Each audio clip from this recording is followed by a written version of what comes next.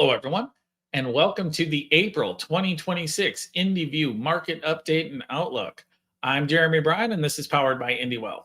Today, we're going to get right into a little bit more robust look at what's going on in the U.S. economy, what's going on with our outlook and positioning, and a little bit of a scorecard to say, what did we believe in before? What do we still believe in now? And where have we changed our minds? So without any further ado, let's get started. Let's start with asset class performance, and oil makes everything else look small. So that's commodities on the left-hand side, that's up 24.4%. It's driven largely by the dramatic increase we've had in oil going from 60, slightly below 60, to now over $100 a barrel. So a dramatic change in increase makes everything else look relatively small. S&P 500 down 4.3%. Not a great start for U.S. large caps out of the gate. Everything else is kind of in that flattish range, right? We down 1.1 to up 1. That's not a huge thing. We've been largely flattish everywhere else. Some areas of better, some areas of worse. But I would say that U.S. large cap and especially technology companies within there have been probably your worst performers, while oil companies and oil in and of itself has been pretty darn good. Turning to the alternative side, which you don't see on here, is a couple of them, is that gold had an interesting quarter. So gold, if you look at the end of the year to now, gold is up. But if you look at the end of January, it had spiked, and we've had a pretty subsequent decent deceleration off the all-time highs in gold. So it's come down well off the all-time highs, but it was still up year to date. That is not the case with Bitcoin. Bitcoin has had another struggle. 2025 was a struggle, and 2026 has been a struggle thus far. So that's down another 20% plus year to date. So Bitcoin has had a real struggle, while gold still looks positive, even though it's retrenched from all-time highs. Let's talk quickly about the scorecard here. On the outlook side, geopolitical risk was what I talked about first.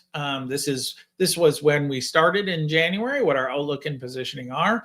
And then the green italics, if you will, is just kind of where we are from an updated perspective. So yeah, geopolitical risk especially, they cared once oil got involved. So the markets were dealing with higher than average geopolitical risk, in our opinion, and then we thought 2026 was going to be that same case. But we questioned whether the markets were caring. They were kind of looking through a lot of that stuff. They did not look through it once the Strait of Hormuz went closed, basically, and oil prices shot from 60 to 100. So there was definitely a reason for them to care, and we saw that the markets absolutely did care about it. We said the Fed was going to be stagnant. There's been no movement so far. Jobs, again, slow growth mode. We'll get into that here in a bit, but I think we're in slow and declining type of areas. We've not declined consistently, but we've been on a roller coaster of definitely sub-average growth.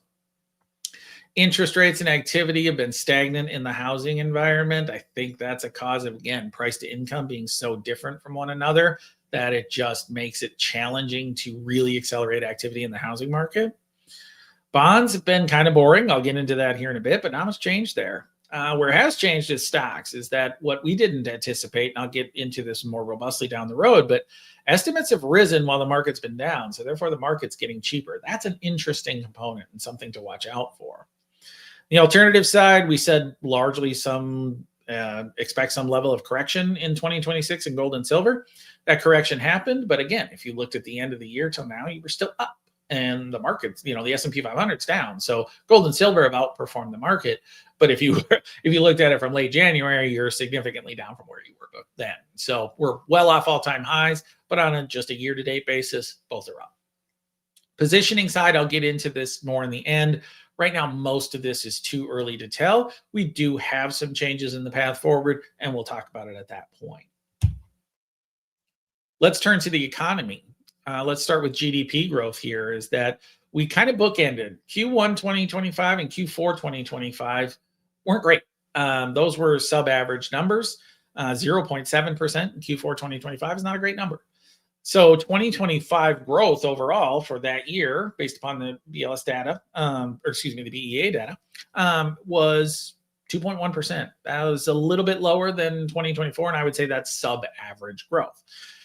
So are we accelerating off of that? Well, if you look at the GDP Now estimate, which is brought to by the Atlanta Federal Reserve, they're talking about 1.6% growth as of April 2nd. So decelerating again further. So we are not in an area where GDP growth is growing above average, and we're saying it's decelerating, not accelerating. So I think that is not a great look for the overall economy, and saying we're accelerating growth and we're robust and all that stuff. I'd say we're sub-average right now, and the deceleration component, at least in the estimates right now, would suggest it's not getting dramatically better. Turning to the unemployment rates, unemployment, again, low, higher, low, fire. That's, we said that in January's report. I think that's worth repeating here because I think that's what the case we're in. And really, I'd look at the low fire. Let's talk about the low fire first. Well, unemployment rate's 4.4%. The long-term average is 5.9%. Actually, it went down to 4.3 in the early April report. So we are still well below long-term average unemployment. Even if you took median and brought it down, we're still below that. So we're still relatively healthy from an unemployment perspective. That's the low fire. The low higher is where it's monthly non-farm payrolls. So if you just look at 10 years of data, January 2020 or January 2016 to the last report in March, not the April report, 204,000 jobs on a median basis. That's the median average growth during that period of time. Now let's look at the beginning of 2025 to the end of March, 27,000. So the median growth is substantially below what that 10-year average has been. So we've been growing at a very sub-average rate. We've had a couple of declines in those numbers, but nothing that suggests dramatic decline. And certainly nothing that suggests that unemployment is rising substantially. That's low, higher, low, fire in the data here. What's our opinion? Our opinion is this: we kind of stay in that malaise for now. We don't believe we're going to have a dramatic reacceleration of economic growth. So therefore, we don't believe that there is a catalyst right now for massive acceleration of jobs growth as well. Decision makers who are making jobs have two things going with them right now. One being a little bit of a slow growth or stuck in the mud type of economy, which usually you don't hire robustly if you think that could get worse. And then secondarily, we're dealing with artificial intelligence productivity questions at this point right now. Is, hey, what can I get done using artificial intelligence with my current staffing levels? Can I get enough productivity to keep me growing in this malaise economy that I don't have to add a ton of staff? And I think that's where we are right now. And I think 2026 will largely be that case unless we see something change. Turning to consumer prices. So the consumer price index, this is the headline and core inflation. Headline includes energy and food. That's the biggest difference. Is they're still above targets. 2.5% for core, 2.4% for headline inflation. Headline inflation probably going to go up because energy prices have gone from, again, $60 a barrel to over $100. That's going to be a headwind to getting this under control. Now, what I want to quickly talk about is tariffs. Separating tariffs from this has been a bit of a challenge. What I will say is I am nearly convinced, and the data would back me up, is that the U.S. consumer is bearing the cost of tariffs. In one way, shape, or form, we're bearing the cost. We have not controlled inflation. We're not at that 2% territory yet, but we're also not at that 5, 6, 7, 8, 9% level, right? Inflation isn't out of control, but it's not controlled in the area they want it to be. And so that has implications for the Fed funds rate, which I'll get into in here in a bit. But in our opinion, none of this suggests that affordability concerns that we've heard since the end, probably Q4 of last year, and certainly we were talking about in January, nothing has gone away in that, and it's probably actually gotten a little worse. Is that electricity and food remain relatively stubborn, and now oil has gone from $60 a barrel to $100. And if that comes back down relatively quickly into that kind of comfort of 60 to 80 range, probably be okay. But if we sustain in this $100 area and we actually accelerate into the 110, 120, especially as we go into the summer, that's going to curb spending and that's going to have what I would feel a negative effect on the economy. So we have to watch out for that because of the sentiment that it has around spending. And right now, the situation doesn't look outstanding. So again, I was talking about that. How does that have implications on the Fed funds rate? It's interesting. Over the last month, we really had a pretty dramatic change. So if you look, as of 4/2, there is now a 76% probability of no Fed move at all in 2026, that we stay at the current level of interest rates. A month ago, so 3/2, there was a 92% probability of at least one cut. And within that 92% probability, 1, 2, and 3 cuts had estimates and probability that were higher than no cut. So we've really changed course. And again, we've been talking about this since January, but the market seems to be catching up now. The effect of, I think, the Federal Reserve is going to have to be pushed out of this stasis period. Whether that is pushed out via inflation that gets under control and allows them to say, hey, we've now got this under control. We can probably cut rates because we don't see this reaccelerating, and we want to make sure that jobs don't get significantly worse. Certainly possible. I think cuts are more likely still than increases, but increases are possible. If inflation really starts to rear its ugly head, we start to see acceleration in jobs or whatever may happen, especially inflation oriented, that could create a rise. I don't see that as a likely case really at all, but I do see this period of stasis where they want to see what the next catalyst would be to making a change. We don't have anything right now that would suggest a reason to make a dramatic change. Again, we have a potential Fed chairman change coming up, whether it's May, whether it's June, whatever that may be, because we have some conflicting reports and evidence right now.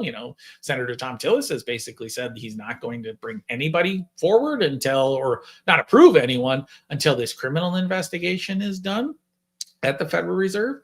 So we may be in a period of stasis there too. So we'll see where that ends up. But even then, if we're still sitting at this same data point where we have sub-average jobs, but inflation's not under control, if we're kind of still stuck in that same mud, I don't see them making dramatic moves, at least until the second part of the year, where we may have pressure to do so. Bond yields are kind of boring, so I'm not going to spend a ton of time on them. There was some movement intra-quarter. They kind of ended the same spot as where they began at the beginning of the year. So not a substantial change, certainly not a change out of our positioning. So as of 3/31, you see you are getting paid about 64 basis points, so less than a point, to take between 3-month and 10-year treasuries. So I looked at the 20-year average, it's below that average. So you're not getting paid as much as you usually do for taking on maturity risk. Also, bond default premiums, the premium you get for taking on default risk, that spread is well below 30-year median levels. So you're not getting a lot of extra payment to take on maturity risk, and you're certainly not getting a lot of extra payment to take on default risk. In our opinion, that's an area of just staying conservative, but look for relative value within those. Sometimes you can find decent values where things gotten a little out of whack. But just taking blind risk, especially in the bonds, that's not what they're there for, and that's not what we would recommend. Turning to profit margins, this is from FactSet. This is the biggest, if you want to be positive and you want to say this is a good backdrop for the stock market, it's absolutely earnings. There's no question about it. 2026 estimated earnings growth is for 18%. That is well above long-term averages. So we're well above that. But just as importantly as 2026 and 2027 estimates, now 2027 is very early, but nonetheless, both of them have been rising. Usually in the first quarter, you get flattish to somewhat, earnings coming down, earnings expectations coming down a little bit, because you usually get the first quarter earnings report that say, companies kind of provide outlooks for the year. They talk about 2025, but then they provide their 2026 outlooks, and usually they're conservative, so they can beat those. Well, this quarter and this year so far, we've been actually raising those estimates. So we're still at a net profit level of expected to be the highest ever in 2026. Again, in markets where we're growing like this, that is not uncommon, right? We achieve all-time highs in net profit margins, just like we achieve all-time highs fairly frequently in the S&P 500 price. So it's not uncommon that this happens. Usually that doesn't retrench until we're in recessionary periods. And then in the next boom cycle, you exceed your prior highs again.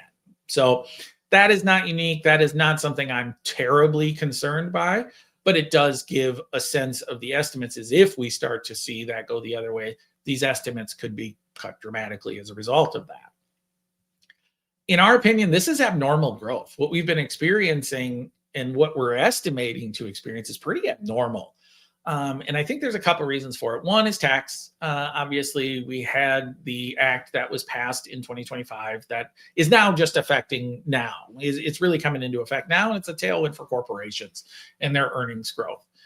But the AI productivity gains can't be taken completely away from here. Again, in low hire environments, if I'm not adding staff, but I'm able to gain productivity using artificial intelligence and whatever tools that are best at my disposal to use my current staffing levels better, that productivity gain could be why we are accelerating at an abnormal rate. Again, it's hard to take that completely out and know exactly how much that is, but I do think it does have an influence of why we're economically not doing so hot. We're doing okay, C plus range, but earnings are definitely in B plus A-ish range. I would call it more of an A. So I think that differential is largely tax and AI productivity. Let's talk about prices. Again, the S&P 500 is down year to date, but the earnings estimates have risen. So what does that do? That makes the stock market cheaper when that happens. And you can see that happen here is that we are off that peak level that we saw, in the early part of 2025 and even early part of 2026, because earnings estimates have come up while the stock market has gone down. So we're seeing what I'm calling a still elevated market, but it is not at the dramatically overpriced area that I had talked about earlier. So this is an area where we've hit before, where we've been at before. I would not call this screaming cheap, and this data would suggest that's the case, but it would suggest that we're off the precipice of really, really overpriced market. Again, a lot of that is based upon the fact that we're growing abnormally. So if that changes course, then we may be very overpriced. If 18% turns to 4% because of whatever happens out there, oil prices could be one of them. I don't think it'll have that big of an effect, but this could flip the other way. I don't see that as of yet. That's why I'm saying that this is above average, but we're in not aggressively red line territory from a valuation perspective anymore. Let's turn to annual returns and pullbacks, because I'm asked all the time, do we see a pullback? Market's in a pullback right now. So we've already experienced a 9% decline this year in the S&P 500, and small cap stocks and NASDAQ stocks have been worse than that. They've entered correction territory, which is 10% or greater decline. Just to give you a quick review on this chart, the bar is the end of year performance. The dot is the worst performance during that year. So how much did we decline during that year? You can see 5 to 10% corrections happen all the time, almost every year. Even in markets that do very, very well, usually you have one of those, if not two of those per year. So from 1980 to 2025, which encompasses this chart data here, the market is up 78% of the time. In almost every one of those years, you had at least a 5% decline. And in a lot of those positive years, you had more than a 10% decline. So pullbacks happen all the time. They can be painful, but you should plan for them as part of your overall investment plan to stay the course, to understand that the odds in longer periods of time are still very much in your favor. This one, I always say your time matters, and I'm going to keep it relatively short, because the shorter the time frame, the wider the outcome. So as a result, your short term, you should increase your certainty to reduce your risk, right? Taking stock markets, look at the 1 year time frame, is that yes, the average return is 13%, but you could have 60%, you could have minus 41%. If you need that money in 6 months and you're minus 40%, well, that's pretty much going to destroy most of what you need. So you have to increase your certainty when you need the money in shorter periods of time. As you extend that length of time and you have time on your side, you want to take advantage. You want to embrace uncertainty for the chance to receive a higher reward going forward. So the longer time frames you have, you see that starts to compress. Is that 20-year periods, 10-year periods, your average stock return is 11%, but your ranges are much lower. So your ranges aren't quite as dramatic over time. You can kind of plan for those assessments a little bit better. Again, understanding your time really helps with this because you can use your time horizon to set your investment allocation. The midterms are coming. I talked about this in January. I'll talk about it throughout this year. Politics and portfolios aren't great mixtures. You can look at the stock market and presidencies on the left-hand side, red and blue. You're still making green. So that's the S&P 500 that, it bounces up and down. It has some negative cycles in red, has some negative cycles in blue, but over longer periods of time, the S&P 500 and the companies within it are among the most efficient and adaptable on the planet. They figure out what the political environment is and they adjust as a result, because if they don't, they're going to go broke and somebody else is going to take their place. So that's why I think that, again, using politics as a substantial influence on your portfolio will probably lead to worse outcomes over a longer period of time. So let's close with the path forward. So again, this was originally on January 2026, and this is our update. Geopolitical risk, no change. We still think it's elevated.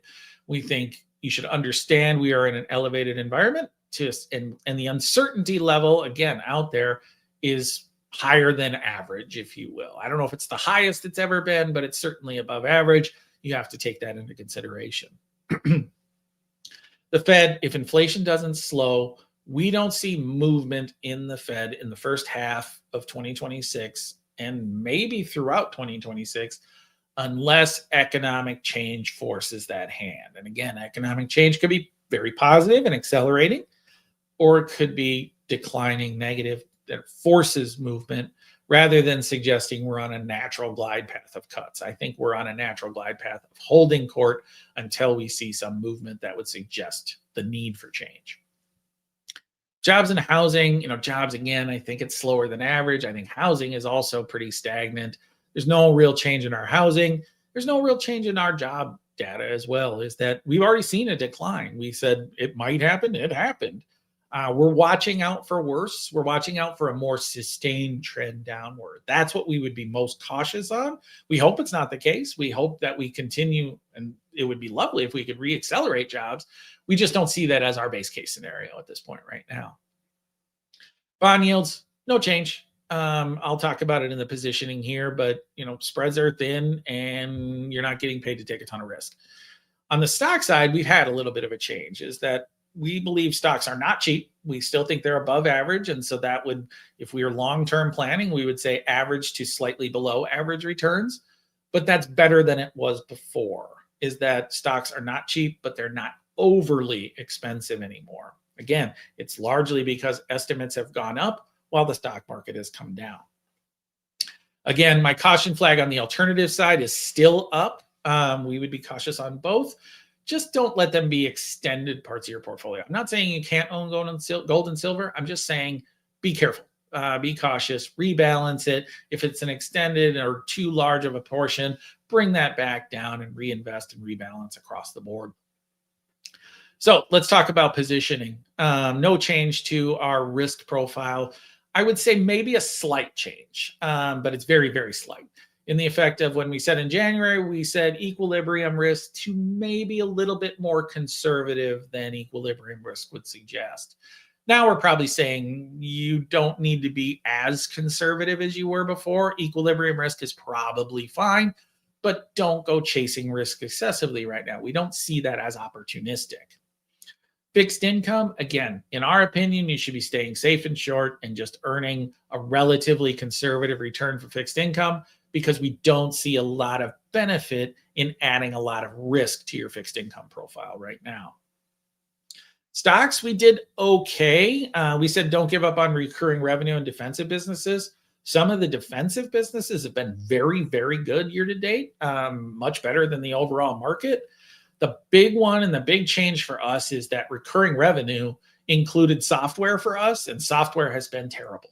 Software was terrible in the first quarter of 2026. We see that as an opportunity to be buying. And so we're looking into purchasing companies in the software landscape because we believe that, the adapt or die component of artificial intelligence is absolutely accurate. We just don't think the amount of death that's being perceived right now is actually accurate or rational. So I think some of these software companies that have really had substantial declines could actually be long-term beneficiaries of artificial intelligence as they figure it out and as they figure out how to use it to make their own business more substantial and more valuable to the end consumer. I think that's going to add value to some of these software companies where people are saying, well, artificial intelligence is going to destroy their business. There's going to be some of that, but I think it's less than what we've seen. We would be using that as a buy in software. International stocks, not much change. We would advocate for holding a position. We're not overweighting it. We're kind of neutral in that territory. And lastly, when we talked about alternatives, we talked about gold and silver, rebalancing that. Gold and silver were up for the quarter. Again, if you looked at it from just the end of the year to now, they were up. If you looked at it from the end of January to now, they were substantially down. They did have that correction. You're still, because you're up for year to date, we would still say it's time for a rebalancing. If you haven't done it yet, you benefited from that potential price increase. Take a little off the table. It's okay. And then lastly, on where we were probably most wrong is talking about real estate and being selective. One of the areas we were most cautious on, and we continue to be cautious, but data centers have clearly worked. We thought that was an area where we could face some substantial declines in 2026, and it's gone the actual other way. And the reason for that is artificial intelligence keeps going. We're a little still cautious on this in the effect of build outs and all that fun stuff. These are difficult things to, if that tide changes, to changing up to being something else. They're very specific in need. So we're still cautious. We don't own any data center stuff on our side here. We probably will continue to ignore it, but certainly we've been wrong on their price performance thus far in 2026. So that's all we have for this month's outlook. Tune in next month where we'll have more of a performance update rather than the robust look at the economy and the scorecard and all that stuff. But we will have updates on our thinking and also what's working and what's not in the markets. So tune in next month. Until then, thank you very much. Take care of yourself.